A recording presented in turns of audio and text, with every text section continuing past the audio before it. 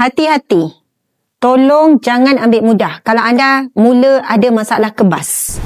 Sebenarnya tubuh badan sedang bagi signal ada yang tak kena pada tubuh badan.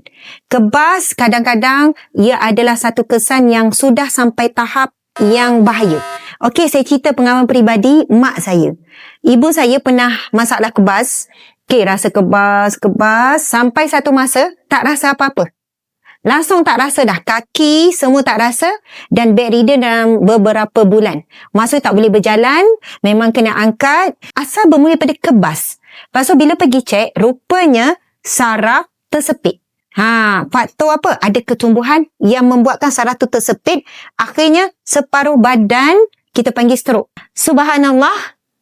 Ingredient dalam Olive Guard kita ni, Olive Guard plus apa? Sebab itu kita tulis Olive Guard plus Sibacton dan juga Tocotrinos. Tocotrinos dikenali sebagai super vitamin E kerana ia 10 kali ganda ataupun 10 ke 60 kali ganda lebih baik daripada vitamin E biasa.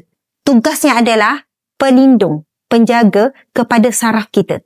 Jadi jangan sampai penyakit kebas kita ambil ringan sampai dia jadi kronik.